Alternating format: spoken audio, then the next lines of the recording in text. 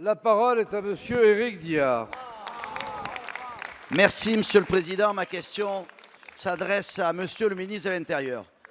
Monsieur le ministre, il y a 5 ans, jour pour jour, la liberté d'expression et la France tout entière ont été touchées par les attentats de Charlie Hebdo et de l'Hyper Cacher. Depuis, 18 attentats ont frappé notre pays à intervalles réguliers. Je veux rendre ici hommage à ces victimes innocentes et à tous ceux qui luttent pour la protection de nos concitoyens et de notre République. L'année 2020 s'est ouverte sur une nouvelle tragédie.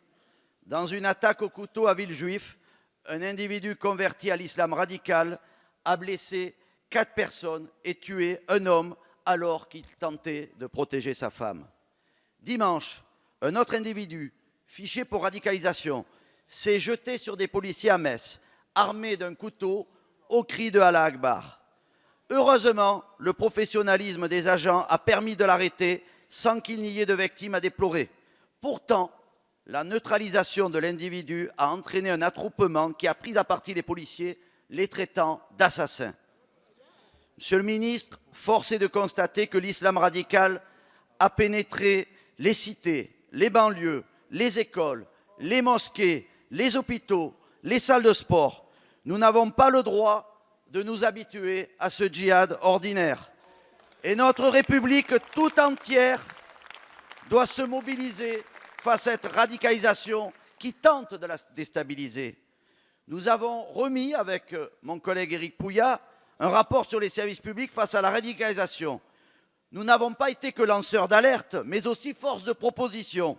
Nous avons proposé diverses mesures à votre gouvernement, des clauses de revoyure avec les ministres. Monsieur le ministre, aujourd'hui, il faut aller plus loin, car nous n'avons pas à l'heure actuelle tous les moyens légaux et constitutionnels, notamment pour écarter les agents publics radicalisés.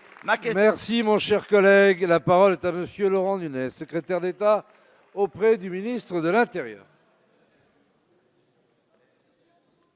Monsieur le Président, Mesdames et Messieurs les députés, Monsieur le député Éric Diard, 5 ans après le terrible attentat de Charlie Hebdo, vous venez de rendre hommage aux forces qui luttent contre le terrorisme. Vous savez que j'en ai fait partie et je voulais vous en remercier, au même titre que j'ai, comme vous, une pensée bien évidemment pour les victimes du terrorisme. D'abord vous dire, Monsieur le député, que depuis 2015, vous le savez, en matière de lutte antiterroriste, ce gouvernement, sous le quinquennat précédent, beaucoup de choses ont été faites.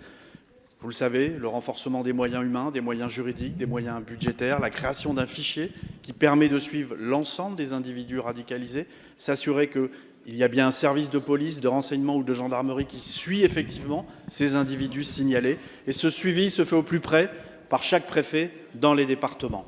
Vous savez également que nous avons, et le Président de la République y tenait, instauré un chef de fila, qui est celui de la Direction générale de la sécurité intérieure, qui permet de faire en sorte que l'ensemble des services de police judiciaire, de renseignement travaillent ensemble. Et puisque j'entends quelques brouhahas sur le haut de l'hémicycle, je voudrais rappeler que ce sont 60 attentats qui ont été déjoués depuis 2013. Vous évoquez, Monsieur le député, et je vais répondre à votre question, une autre problématique, qui est celle du développement du communautarisme, de l'islamisme dans certaines parties du territoire, dans certains quartiers. Face à cela, et vous le savez, nous avons, avec Christophe Castaner, réuni l'ensemble des préfets. Nous souhaitons que ce soit un axe prioritaire de leur action, comme cela a d'ailleurs été expérimenté déjà à bas bruit depuis février 2018 dans une quinzaine de quartiers. Et nous allons engager des actions répressives et des actions, comme vous le savez, de police administrative qui permettent de fermer des commerces, qui permettent de fermer des lieux de culte, partout où l'hydre islamiste est présente. Et nous répondrons présent. Et bien évidemment, nous avons aussi des dispositions pour écarter un certain nombre d'agents des services publics. Vous avez cité votre rapport qui est à l'étude, mais vous le savez d'ores et déjà, nous avons la possibilité de révoquer un certain nombre de fonctionnaires, notamment les fonctionnaires d'autorité, et nous le faisons efficacement et effectivement. Merci, monsieur le ministre. La parole